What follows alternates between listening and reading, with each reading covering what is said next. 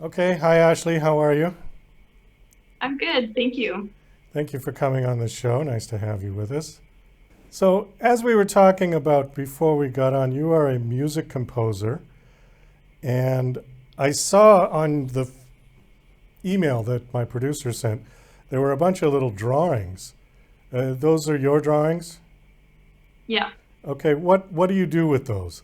that's a great question. So I like to experiment a lot with unorthodox ways to notate music. And so I like to make a lot of graphic scores. So that involves having images in the score itself where the music is written. But I like to experiment having those images interact with the music itself. And so that gives the performer the opportunity to either interact with the images or the music notation. So it's purely experimental. So, this would be like animation that would accompany the music? Yeah, yeah, Something like Fantasia. yeah. Very similar.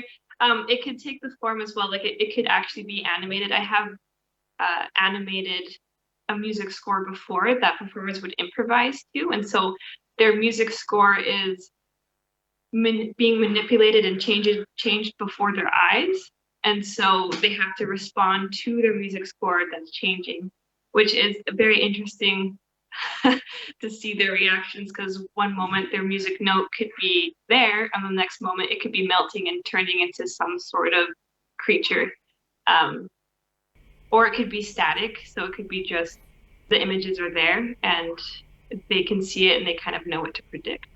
So the performer is actually watching your animation while they're performing the song? Correct, yeah. Is that distracting for them, or is that how does that help them make a better performance? That's a really good question. It definitely is distracting, and it depends on what I want out of the performance as a composer. So, for experimental reasons, um, I have just given performers an animated score and just to see how they would react to it. And that in itself does create a very interesting piece. Um, how it makes a better performance overall, though, is it allows the audience to see the score that the performers are playing, and it's similar to having an orchestra doing live music to a film. However, the film that the audience is watching is the actual music score.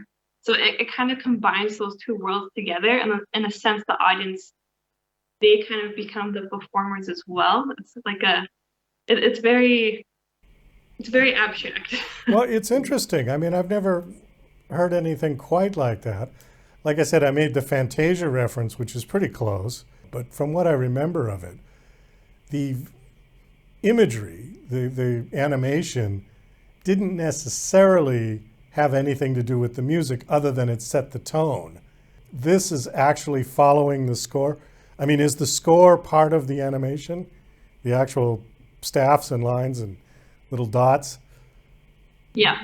Okay. Yeah.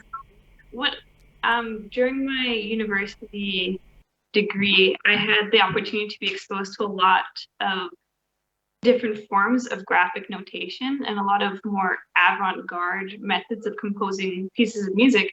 And it's interesting with graphic notation because you could have an image just inserted next to the actual music notation, what we traditionally think of as music notation. But the performer, depending on the instructions from the composer, could completely ignore the music notation and look at that image and perform a piece based on that image. And so similar to what you're saying, like in scenes, like if it's moody, you typically have darker lighting, or if it's happy, it's sunny. Um, music notation nowadays could essentially take form of a dark image, and then the performer, depending on their skill level and how comfortable they are, they can create an entire piece just from an image, and that's an accepted type of composition too. Okay, who are the performers? Is this classical musicians? Um, more often than not, with this type of notation, um, it's not with classical performers. When I was at the U of A, it was with the contemporary ensemble. So these performers have seen many unique forms of notation. Um, and as well, the experimental improvisation ensemble that actually I was a part of as well. And they've seen even more abstract and crazy things. Okay, I guess I'm just trying to get a visual image of what the stage is looking like. What instruments are they going to be playing? That depends on the ensemble. So with the scores that I have written so far, because of how abstract and open-ended they are, like they are very graphic, they're not composed to specific instruments. So really anything works. So for example, the experimental improvisation ensemble that I was a part of at the University of Alberta, for one session, we all brought rocks and we performed a piece just by experimenting with all the different sounds we can make with a couple of rocks. How do you change notes on rocks? Like the smaller rock has a higher note. I mean, it's like you can do that with glasses of water. Depending on how much water is in the glass, it'll make a higher pitch, right? Yeah, absolutely. And like I think that's kind of the beauty of it because it is so open-ended. It's really up to the interpretation of the performers. So the way I see it, it's kind of like third-person storytelling. So like I, as the composer, I'm kind of laying the groundwork, the foundation. It's kind of like the skeleton, and it has some key points, key story points that I wish to tell the audience. Then the performers take that and they kind of interpret it how they want. So, for example, the notes, if they are going up and down, if like a classically trained performer would say like, oh, that's a higher pitch, that's a lower pitch. But because it's graphic notation, it can be interpreted however the performer wishes to interpret it. And so then they're telling their own story from me telling my story. And then the audience also participates in the sense that they get to watch the score and then they piece those stories together. And so it's kind of like playing telephone with stories. And so depending on how explicit I am with my instructions, it's really up to however the performer wishes to interpret that notation. How do you maintain continuity with this? That is such a good question. That depends if continuity is the goal that I'm striving for. So I composed a piece called A Composer's Nightmare, and it is absolutely crazy. There is no continuity in it. That was the first couple of times that I did try to perform it.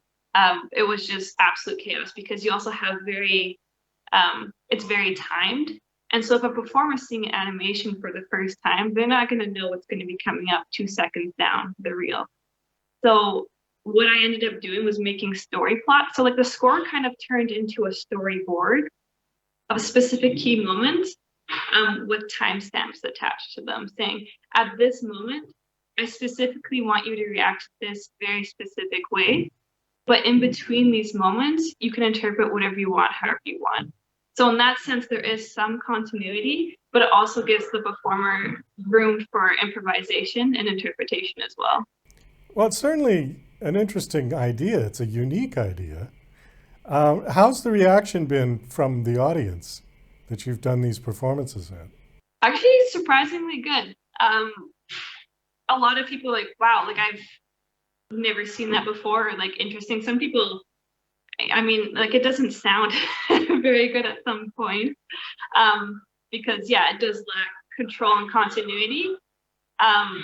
But overall, I'd say I've gotten a really good reaction, and a lot of people have mentioned to me that they've seen a lot of potential in this because, in a way, this kind of frees people from needing to know all these rules and all these technicalities to perform music.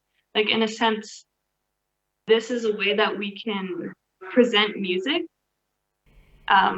in different ways to many different audiences from different backgrounds. Like it doesn't have to be so niche, if that makes sense. Well, it makes perfect sense. I mean, I'm a musician, so I understand what you're talking about. This is like jazz, freestyle jazz taken to another level. Yeah. Mm-hmm. Because jazz did have some parameters, although, you know, when you get into progressive jazz and like 1970s Chick Corea and Miles Davis and stuff like that, the parameters are pretty vague, I would say. Yeah. And you know, some people, you would listen to that and say, what are they doing? Because you just didn't, you couldn't comprehend it. Musically, you couldn't comprehend it.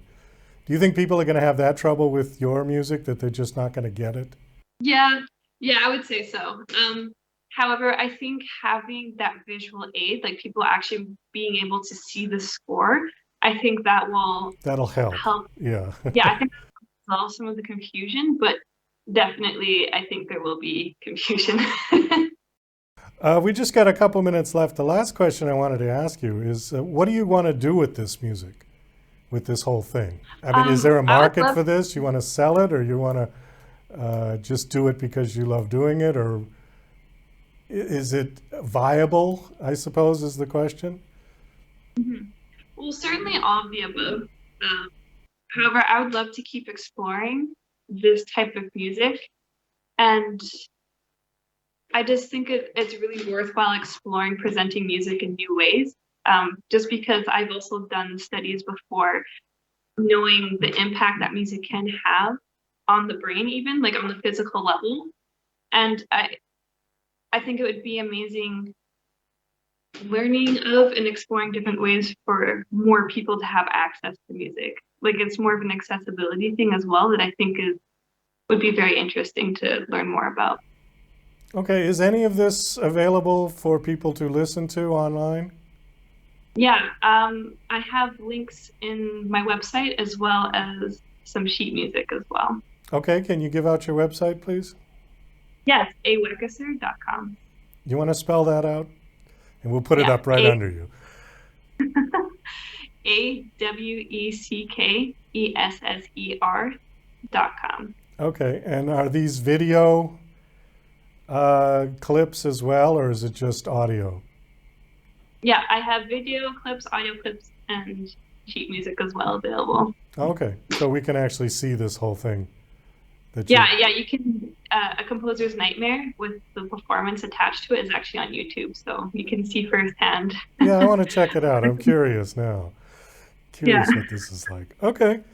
Well, Ashley, thanks so much for coming on the show. It was nice meeting you, and best of luck with everything you're doing. Thank you so much.